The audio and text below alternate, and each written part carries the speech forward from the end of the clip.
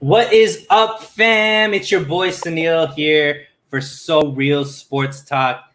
And today we have a very special show. We have the King, Amin, the Dream, gracing us with his presence. For those of you that don't know, Amin is somebody who has probably been one of the top 3 people that have wanted me to start this channel. So I had to have him on the show just because he's been a great supporter of me and he's a true talent. So thank you, Amin, for coming on the show. Yeah, man, I wanted to open up the show to kind of give you a chance to introduce yourself to my audience, talk a little bit about what's gotten you into sports, specifically football, and kind of what has caused you to become the internet's YouTube sensation that you are. Oh, and he's just gonna bounce out of the show right off the bat. But gonna give shout out to Mr. Mangold. Let us go for sure. Swan song. Everything is groovy, my man. I don't know what Amin just did. Maybe he got in trouble or needed to jump off real quick, but looks like he's back on. Amin, you there? Yeah, the internet or something, bro. The internet always screws me up, but there it is. We'll blame it on the internet things. But I mean, once again, just want you to get a chance to introduce yourself to my audience, talk a little bit about what's gotten you into sports and what's made you the YouTube sensation that you are today, my man. I appreciate that. Hi, my name is Amin. You might have seen me on Grant Cohn's channel, and I have my own channel.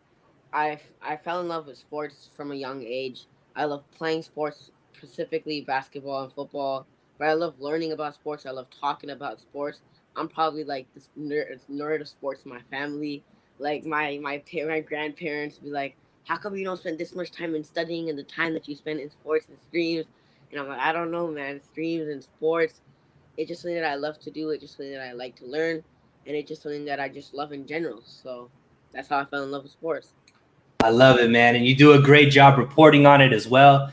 For those of you that haven't seen it already, I put Amin's YouTube channel in the description. So make sure you go ahead and and subscribe to his channel. He has a lot of great content on there, and enjoy it just like I do.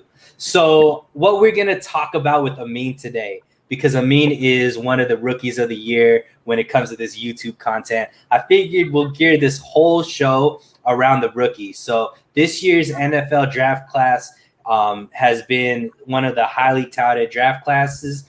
So what we're going to do is go through and kind of give our projections as far as who we believe are going to be the best this season at multiple different positions. So we got to start out with the king of all kings, which is the quarterback position. So, Amin, who do you believe out of the rookie quarterbacks from this year's draft is going to have the biggest season? And what do you consider a big season, and how are you justifying your answer? Now, what I consider a big season is a rookie quarterback, who plays the most games, who wins his team the most games, and who potentially could take his team to the playoffs. Okay. Now, I'm going to say Justin Fields. Right off the bat, I know my answer. I'm not saying Trevor Lawrence or Zach Wilson, because both of those guys, they don't have the best teams around them. While Justin Fields has a pretty darn good team around him, he has a pretty darn good defense. Roquan Smith, who's a top 4 or 5 linebacker in the league. He has Khalil Mack, who's a top 10 pass rusher in the league. That defense is stacked. He has good receivers in Allen Robinson and Darnell Mooney, who's a really good star, who I remember last year, who burned Jalen Ramsey on one play. So he has he has a pretty stacked team around him. The Bears invested in their offensive line in the draft. And I say Justin Fields mainly because I feel like Justin Fields has the talent to take his team to the playoffs. And I feel like he is going to play this season because Ryan Pace and Matt Nagy's jobs are on the line. And Andy Dalton isn't going to take you to the playoffs. I feel like Justin Fields will have a better chance of taking you to the playoffs, unlike Andy Dalton. So I feel like they're going to start Ryan. I think they're going to start Justin Fields, and he's going to play most of the games of the season. And I think he's going to take Bears to the playoffs, especially considering how open the NFC North is. The Packers, I don't think Aaron Rodgers is going to play for the Packers. The Vikings, let's see how well they do. They didn't do good last year. And the Lions, obviously, the Lions they drafted Panay Sewell, but that division isn't really tough outside. If the Packers have Aaron Rodgers, then yeah, the Packers are winning the division. But if I'm as of right now, I don't think he's playing for the Packers again. So I'm gonna say Justin Fields. Yeah, and I think, that's actually a really great answer. Another thing to add to that to kind of fuel your point is out of all of the rookie quarterbacks, probably Justin Field has the biggest chip on his shoulder just because from where he was projected to where he actually ended up, he kind of dropped and fell. So he has a lot to prove, and he's the type of guy that really takes on that challenge. So that coupled with how in flux that division's going to be, I think Justin Fields is definitely a good pick. For me, I'm kind of going along the same lines as you. I'm looking for which quarterback is going to have the best situation to be able to be successful around them. And, the thing that might separate Justin Fields and my pick might be the division. So you might win on this one. However, for me, I'm looking at a team that already pretty much has talent all around them on both sides of the ball. And my pick is going to be Trey Lance from the 49ers. And the reason for that is I think Trey Lance is going to inherit a really good running game because the 49ers, along with picking up Trey, did a lot to bulk up that offensive line and that running game. And that's always going to be a quarterback's best friend, is going to be having a really strong running game. He has two pretty elite weapons on the outside with just receivers and Brandon Ayuk and Deebo Samuels, along with one of the best tight ends in the league, if not the best tight end in the league, with George Kittle. And then also with that, they're bringing back everybody on defense that helped them with having a top 5 defense. So you're talking about a rookie quarterback that's going to have one of the best running games in the league, one of the best defenses in the league, along with weapons on the outside and at tight end. Not to mention, I didn't even mention Kyle Shanahan, which is, the offensive genius that's gonna give him the best opportunity to scheme up plays for him. So I'm going with Trey Lance. I don't think necessarily Trey Lance is gonna have like a huge numbers season per se, but based off of your categorization, I think he's gonna have a chance to win a lot of games. I think he's gonna have a chance to take this team to the playoffs, and by that time, really be able to move into a position where maybe even make a playoff run as well. What do you think about Trey Lance being that pick? Now, I would have said Trey Lance. I would have agreed with you. The only thing is that NFC West is tough. Right. All 4 teams are in playoff contention. Just based off rosters, all 4. Russ is going to give you 10-plus wins per season. He's going to take you to the playoffs. Matthew Stafford, Sean McVay added Matthew Stafford, and you have that defense. That defense outside of Aaron Donald and Jalen Ramsey isn't that good, but Aaron Donald and Jalen Ramsey cover half the field, and the other half of the field you have to worry about. But Aaron Donald and Jalen Ramsey are one of the best. They're the best players in their position. So, right. So the Rams, obviously Matthew Stafford in that team, and then the Cardinals, they added J.J. Watt, A.J. Green. If that team could just click, they're also a playoff team. So the thing about Trey Lance is that I would have said Trey Lance. It's just that NFC West is too tough. And as of right now, I still feel like Jimmy Garoppolo is going to start week 1. And I don't know. The only way I see Jimmy Garoppolo not playing starting quarterback is if he plays absolutely horrible or he gets injured. Otherwise, I don't see Trey Lance starting year 1. That's just the way I see it. Yeah, and I mean, that is definitely a big question mark. We have to wait and see in camp to see if Trey Lance even gets an opportunity to start. But if he does start, I agree with your points. Obviously, the NFC West is a lot more difficult than Justin Fields' division. However, the 49ers are also playing the 4th place schedule in the NFC. So they're outside of the NFC West. Competition is extremely easy. So I still think even if he can manage to split all the games in the NFC West, he could still be a double-digit winning quarterback in his first rookie year, which I think would be, a huge success. Doesn't happen very often. But who knows? We'll have to wait and see. All right? So next, we are moving to the running back position. So, Amin, who stands out to you as far as being, the best rookie running back? Who do you think is going to have the biggest season this year? Ooh, this is tough. Now, my answer is going to either be Najee Harris or Trey Sermon. Forget about all the other rookie running backs. No, actually, I'm just messing with you. I'm going to take Travis Etienne, who's going to have the biggest season. Ooh, okay. Now, the reason I'm saying that is Trevor Lawrence is a rookie, And I don't expect the Jacksonville Jaguars to put everything on Trevor Lawrence. And they drafted Travis Etienne for a reason. And I feel like they're going to use Travis Etienne a little bit more than they're going to use James Robinson. Because James Robinson had a 1,000-yard season last year.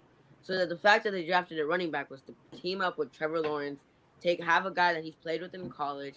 And I think Travis Etienne is going to take the pressure off Trevor Lawrence. And I think he's going to rush for 700 yards. That's my prediction. While Trey Sermon, I have nothing against Trey Sermon.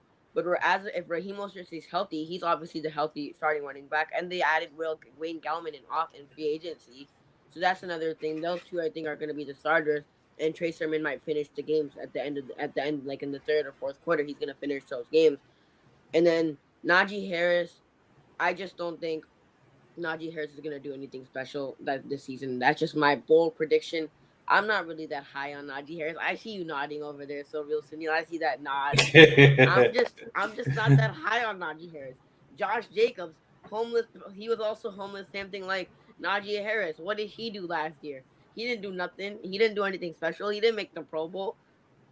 And also that Steelers offensive line. That Steelers offensive line lost David DeCastro. Who's on that offensive line? Marquise Pouncey retired. Who's on that offensive line? You're not gonna. You automatically, if you don't have a good offensive line, your quarterback's going to struggle. Big Ben is a 30-year-old quarterback. He's not a mobile quarterback. He's not getting any younger. How do you expect Najee Harris to run behind a bad offensive line? He's not going to put up crazy numbers behind a bad offensive line. David DeCastro only allowed 2 sacks for you last year, and you got rid of him. Who's on that offensive line that stands out to you that's going to make a Pro Bowl that's special? Najee Harris isn't going to do much in that bad offensive line. In Pittsburgh. I just don't see it. Fair points, but let me tell you why you're wrong. So first of all, it's kind of funny how you just blazed over. You're like, Jacksonville has this running back by the name of Robinson back there that had 1,000-yard season. And all of a sudden, they're just going to be like, you know what? Let's not hand the ball off to the only thing that was good on our offense all last season. Let's just use this rookie that we don't know how he's going to perform in the NFL and ignore a 1,000-yard rusher that's still young on his rookie contract. That doesn't make any sense. I think Travis Etienne is going to be extremely good. I think that the Jacksonville Jaguars are going to run the ball a lot, but he's not getting a bulk of the carries. He's going to be used in the backfield. I think they're going to use his passing skills a lot, but that ball is going to be handed off to Robinson way more than it's handed off to Etienne. The only way I think Etienne gets enough carries to really put up the type of numbers you're talking about is if Robinson gets injured. But, we're not wishing that on anybody, right? We want everybody to play healthy. But I really feel like Etienne is going to be a running back, especially a running back / receiver. However, I just don't think he's going to get the type of carries. Sermon, just like you said again, is going to be sharing carries. So not going to be given the total opportunity to really show out what they need. Now, Najee Harris, on the other hand, the Pittsburgh Steelers are in desperate need of a running game. They have beast receivers in that offense. They have obviously Big Ben, who knows how to sling the ball. You are right. Their offensive line has a lot of question marks. However, Najee Harris was their first-round draft pick for a reason, and that reason is to make that running game back to a position that'll give them the opportunity to throw the ball even more if they can. And when you talk about Najee Harris, the pedigree that he comes from Alabama, which is the running back factory that just puts out running back after running back. And even though Jacobs, like you said, had off the year last year because of injuries, not because he was playing bad, he had injuries, which is why, he didn't put up the numbers like he did the previous year. Another running back that comes from Alabama is a guy by the name of Derrick Henry. You might have heard of him before. He's like the best. Nothing in his first 2 years, man. Derrick Henry didn't do nothing in his first 2 years. It's all good, but hey, 2020. Then we know who Derrick Henry was. But I believe Najee Harris is better than all of them, and this is the reason why I think Najee Harris is going to do better than both of these guys. Najee Harris's mentality is different from a lot of people in the NFL. And one of the biggest reasons is he loves the competition. So everything that you're saying about him right now, I mean, he's listening to. He's listening to these guys saying, you know what? He's not going to have to do that well his first year. He doesn't have a good enough offensive line. But the reason why Najee Harris actually went to Alabama, even though he was, one of the highly rated running backs out of California, he could have gone to any school, even a school where he would have started earlier, is he understood at Alabama he would be challenged the most. He would be going up against the best defensive players every single day in practice. He was going to be coached by one of the best coaches in college, and he knew that he was going to become a better player because of that. He comes from, just like you said with Josh Jacobs, he comes from a similar background where he struggled a lot. So everything that he has wasn't given to him, it was earned. And so that type of mentality, going to a team like Pittsburgh, which is a blue-collar team, loves that type of mentality, wants to be a power running game. And Najee Harris he's not a small running back. He's a big running back. So he's going to be able to take on the contact. He's great out of the backfield, great running through the tackles, as well as has really great hands to be a receiver outside, out of the backfield as well. I think he's going to be not only the best rookie running back, I think he's going to put up the type of numbers that makes him a good, like one of the top running backs in the league. He's also one of my fantasy steals. I think that if you could get him, there's a lot of people like you that are going to be down on him, don't think that he could play that well. I think he's going to be one of the top fantasy running backs in the league. So, and I'm usually right. So Wow. That's the guy. The thing about Najee Harris, I have no problem with Najee Harris, right? I don't think he's gonna be a 1,000-yard rusher season. I don't think he's gonna have that 1,000-yard rushing. No, I don't think so, right? But because he has a bad offensive line. Now, the reason I say ETN is that, James Robinson had a 1,000-yard season. So did Josh Jacobs his first season. But then, Josh, why do you think James Robinson fell to the 6th or 7th round? Because he had an injury history in college. Yeah, that's why he fell to the 6th or 7th round. Not because he was a bad player, just because of those injuries, so he fell to the 6th and 7th round. So that's why same thing could happen in the NFL. What happened with Nick Bosa? We thought Nick Bosa was going to have 10-plus sacks last year. He got injured. Same things could happen to James Robinson, and Travis Etienne will get the most carries, and I could see him put up 100 yards plus. So you're hoping for injuries to get your boy the type of year that he wants. Okay, I see how it is. But I can see it happening. Okay. All right. We'll agree to disagree. We'll see how the year plays out and see if you're right or I am right. But I think most of the fans know who's right. All right. So the next one is the one I'm most excited to hear who you think is going to have the biggest season. So this draft had a ton of skill players at wide receiver and tight end that were drafted in the first round, drafted really high in the first round. So out of all of the rookie wide receivers and tight ends, who do you feel like is going to have the biggest year and why? I'm going to go with Ja'Marr Chase. Ooh. Okay. Now, the reason I say Ja'Marr Chase is that the Bengals could have drafted Penei Sewell, and they didn't. Joe Mixon was injured last season, and Joe Mixon could be injured this season also. That offensive line, what did they do to improve that offensive line? They didn't do much to improve that offensive line. They could have had a generational talent in Penei Sewell, and they passed up on him. So that offensive line didn't get any better. Joe Burrow just came off a torn ACL, so they didn't improve the offensive line. That doesn't help him. But the only actual threat that the Bengals have is Ja'Marr Chase. Joe Mixon is going to miss a couple of games. The only threat that they have is Ja'Marr Chase. Joe Burrow played with Ja'Marr Chase at LSU.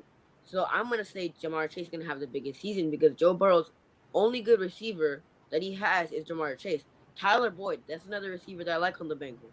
But he just can't stay healthy. He misses a lot of games. Last year, he missed almost half the season. So Ja'Marr Chase is the only target, and Joe Mixon's also missing some games. So they're not going to win the game with a backup running back. No. The only way to win games is that Joe Burrow has to play good, and the only good receiver that he has is Ja'Marr Chase. So I got to say that Joe Burrow and Ja'Marr Chase tandem, I got to say that Ja'Marr Chase is going to have the biggest season. And that Ja'Marr Chase, when he played with Joe Burrow, I think he had over 1,800 yards receiving that one college year. So they make magic on the field together. So I got to say Ja'Marr Chase. You have no love for T. Higgins, huh? No, I don't care about T. Higgins that much. So I think Jamar Chase is going to have a big season, depending on how Joe Burrow comes back with his Yeah. injury, right? Mm-hmm. So you kind of laid it out. Joe Burrow is going to be less mobile than he was last season, and the offensive line is just as bad as it was last season. That left him out there to get injured the way that he is. So I think it's going to be tough for Jamar Chase just to get the type of looks that he wants, and give Joe Burrow enough time to be able to have for him to have a maximum. But I think Jamar Chase is an amazing talent, probably the best wide receiver that came out in this draft. So you can absolutely be right. But the person that I'm going with is the tight end that went to the Atlanta Falcons, and our boy Kyle Pitts. You got it, my man. So Kyle Pitts. And the reason for it is I think he's going into the best situation where he has already a quarterback who is seasoned, a veteran that's throwing the ball really well. He has other weapons on that team as well, in Ridley, as well as the other wide receiver that's out there. And they just lost, obviously, Julio Jones. So I think that Pitts is going to get a bunch of opportunities to be used. I feel like Ridley's gonna take most of the receptions, though. That's the only reason I wouldn't. That's the only reason. Ridley's going to take most of the defense with him, which is going to give Kyle Pitts a lot of one-on-one action in the middle of the field, which is going to give him better looks than he was even getting in college, right? Because in college he was always going to be double teamed, but he's by like corner, safety, so on and so forth. In the NFL, I think is going to be linebackers who he's going to be faster than, or it's going to be like corners and safeties who he's going to be bigger than, and I think he's just going to eat, especially in that offense that is a pass-heavy offense. I think there's going to be plenty of balls to go around. If Julio Jones was there, I probably wouldn't be saying the same thing, but Julio Jones being gone, obviously they were able to cohabitate with Ridley and Julio Jones. Now Julio Jones is gone. Pitts is going to go into that role, and I think he's going to just be massive. Already people were talking about he's the best talent that was in this draft as far as offense. I think he went to a great situation for him, and I think they're going to utilize him a lot, especially since they just lost Julio Jones. So my guess is it's going to be Pitts that's going to have the biggest season. Probably even could be, offensive rookie of the year, depending on how well Atlanta does this season. Yep. As long as they don't choke, All right, cool. Atlanta, if Atlanta would be Super Bowl champs if they only had to play the first 3 quarters, man. They would win the Super Bowl pretty much every year. But now they just can't hold on in the 3rd and 4th quarter. I just don't know what happens with Atlanta. Well, they had a whole offseason to try to, deal with their mental demons and, new coaching staff or whatever. Hopefully they could fix that. But they're in the same division as the Super Bowl champs, so it's not going to be an easy thing to come out of that division.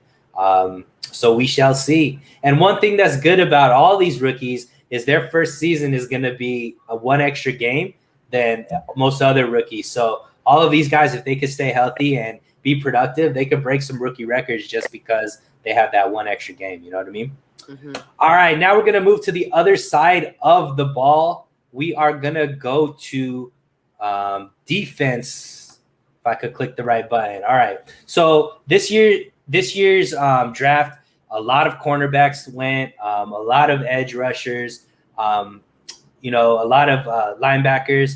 But who do you think is going to have the biggest impact on defense and be that rookie stud? I'm going to say J.C. Horn. Ooh. Now, the reason I'm saying J.C. Horn is that I have faith in J.C. Horn. He's a physical cornerback, and also if you haven't heard already, that he's working out with Jalen Ramsey in the offseason. He was working out with Jalen Ramsey before the draft. He is working out with Jalen Ramsey right now. So he has a guy who's the best cornerback in the league. He's working out with him. He's learning from him. He's learning from the best of the best right now. So I feel like that's gonna help him out a lot. And the thing about J.C. Horn is that he was the first cornerback drafted, and I feel like that's for a reason, because I also felt like he was the best cornerback in the draft, and he's going to prove that in the NFL. that he's the best rookie cornerback out of all the other cornerbacks in the league. He's going to be better than Patrick Surtain. I'm saying it right now. Even before he stepped on the field, I'm so confident that J.C. Horn is going to be a better quarterback than Patrick Surtain. He's going to be a better quarterback than Caleb Farley. And also, if J.C. Horn struggles a little bit, he has his dad, who's a Pro Bowl receiver, who can help him out, who can help him with the ropes, who helps him learn the ropes, and help him out if he needs help in the league. Because his dad, former 4-time Pro Bowler Joe Horn, has played in the league before. So I have faith in J.C. Horn, and I think he's going to succeed in Carolina. I love it. Bringing in the facts and bringing in the daddy. Okay, I see it. And I think J.C. Horn is going to be an amazing player.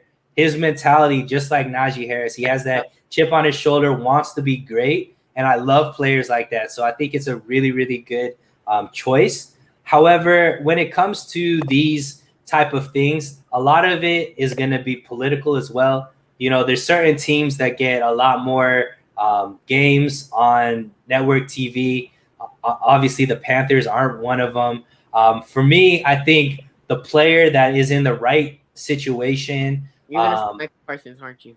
Micah Parsons, yeah, right? I get and the reason for right when he started talking politics, and I'm like, okay, yeah, that's gonna bring up Micah Parsons. Well, it's not because Micah Parsons is a really, really good player, and he's gonna be middle linebacker for the Dallas Cowboys, right? And the Dallas Cowboys, unfortunately, are still considered America's team, even though they don't perform on a high level. They are constantly going to be on network television. All the media is going to be at their games. They're going to be talking about and talking up the players that play well. I believe Micah Parsons is going to have a really good season. And because he is on the Dallas Cowboys, he's going to be talked up, which is why I think that he's going to end up it's going to be showing that he has the best season. And I don't want to take anything away from Parsons because I think he's going to legitimately earn, being one of the top rookies. But because he plays for the Cowboys, it's just going to elevate his name even higher. So I do believe that Parsons is going to have a really big season. So Swan Song says the Cowboys they don't have an office, so that defense might get tired. We have the quarterback coming back. They have really good receivers. They have really good running back. They do have quite a bit of offense, to be honest. Yeah, it's their defense that always had an issue. CMC's coming back, man. CMC that gives Sam Darnold a good running back, and then he also has receivers and DJ Moore. He has a guy in Robbie Anderson who was killing it with Josh McCown under center. He put up 1,000 yards with Josh McCown on the Jets. So he has a guy in Robbie Anderson, and he has a guy in DJ Moore. So he has pretty much everything that he needs to succeed in Carolina. Oh, and yeah, he was talking about Carolina, not Dallas. So, yeah, we'll see. I think that both of those players are probably going to be the two guys that come up as far as the two top guys. I think it's going to be Parsons just because he has that added benefit of playing for the Cowboys. But it could be J.C. Horn, right? He's somebody who is going to be amazing on the mic. He's going to talk a lot of trash, so he could build up his profile as well. And, he has the ability to really do that as well. So it'll be exciting to see what happens. I get what you said, Micah Parsons, but the thing about Micah Parsons is that he's playing with two other pretty darn good linebackers. One who's a Pro Bowl linebacker, Jalen Smith, and the other who they drafted in the first round not 2 years ago in 2019, Leighton Vander Esch. So both of those guys are the primary linebackers. That's the only reason I picked Micah Parsons, right? Yeah, but they've also been primary linebackers on a very underperforming team as far as defense on the defensive side. So did Sean Lee retire though? I don't think. I think he's gone. He retired. I don't know. I don't know if he retired, but I don't think he's on the team anymore due to injuries and whatnot. So cool. So the last question is geared towards the rest of the draft, right? So most of the people we've been talking about were all people in the first round. So I want to talk specifically about guys that were drafted 4th round or below. Who do you feel like is going to be the biggest steal that comes out of this draft this season? Who's going to perform and prove to be the biggest steal of the draft? So it could be 2nd round also, right? No, 4th round and below, my guy. Okay, 4th round or below. Ooh. What's that corner? I'm trying to think of that cornerback from Ohio State that got drafted by the Ravens. Who's that cornerback? What year? What? Do you remember what round? I think he was like 5th or 6th. Wait, let me research this. Who were you gonna say in the second round? Second round, I was gonna say Elijah Moore. All right, so talk about Elijah Moore while we look up your other guy. Okay, wait. I gotta say the only reason I said Elijah Moore in the second was because Elijah Moore, the Jets don't have Corey Davis isn't bad, but I feel like Elijah Moore is gonna step up and I don't have faith in Denzel Mims. But let me look at that guy. Who's that guy? Yo, my bad. All right, well, while you're looking it up, I'll talk about the person that I picked. And my pick, once again, I'm going for who's going to have the most opportunity, be in the right position, which is the right mix of talent plus fit for the team. And I'm going with the 4th round pick. He was picked second, ended up going to the Jets, and that's running back out of North Carolina, Michael Carter. And the reason for that is, obviously the Jets are going to be running a very similar offense to the 49ers. They also have a rookie quarterback that's going to be taking over the helm, and the running game is going to be extremely important to them. They have Tevin Coleman there that they signed, but we all know that running back team is going to be running back by committee. Michael Carter, I believe, is a top 3 talent. He pretty much was drafted top 3, dropped to the 2nd pick of the 4th round. However, he is a true talent. I think he could have gone a lot higher, and I believe he's going to get a lot of opportunity in that backfield to be able to show. And I think that Tevin Coleman, he's up and down with injuries and whatnot. So I believe Michael Carter can definitely learn from Coleman, but also move into that role where he's getting a bulk of the carries and just going to perform. And being a 4th round pick, I think would be a big steal and one of the better picks for the Jets. Yeah, well, I found out who it was. Go ahead. Jesse just. And we got Jesse talking about Amin being in the sun, getting that tan, man. He's saying use that SPF 50. And I've been playing in the sun a lot. My guy, Shaun Wade, okay, got drafted in the 5th round by the Baltimore Ravens. Outside of Marlon Humphrey is going to be the first cornerback. Marcus Spears is going to be second cornerback. Who's going to be your third cornerback? Shaun Wade, I feel like, is going to be your third cornerback. He played at Ohio State. He played against guys like Devontae Smith in the championship game. He played against Clemson receivers. He played against those guys. He's played against the best talent in the league, in the college football. And his stats last year was he had 17 combined tackles, 32 assisted tackles, and he had 2 interceptions last year in college. So, and I don't think there's outside of those 2 cornerbacks in Baltimore, who's your wide receiver number 3? I mean, your cornerback number 3. I feel like it's going to be Shaun Wade. They needed a cornerback. They addressed that cornerback number 3 position. And I feel like Shaun Wade, he played good in colleges last year. And I feel like Shaun Wade's going to step up and he's going to be the cornerback 3 for the Baltimore Ravens. And that's my steal for the 4th round or below. I love it. Well, that's awesome, man. So that's pretty much what we had for you today, guys. I want to once again thank Amin for jumping on the stream. Amin the Dream on the stream. Look at me just dropping bars over here on Real Sports Talk. Soon you'll be becoming a rapper out here. Hey, we gotta switch it up every now and then, give the people what they want. But I appreciate all of you guys tapping in with us today. Take a look at the description. Make sure that you subscribe to Amin the Dream's channel. I think he just hit 400, on his way to 500. So let's help him get that up. Please, if you haven't already, subscribe to my channel. We got a big week going on. We're going to be talking to a lot of 49er, do a lot of 49er talk, some more NBA talk, some MMA talk. It's getting lit on So Real Sports Talk. And until next time, family, keep it so real.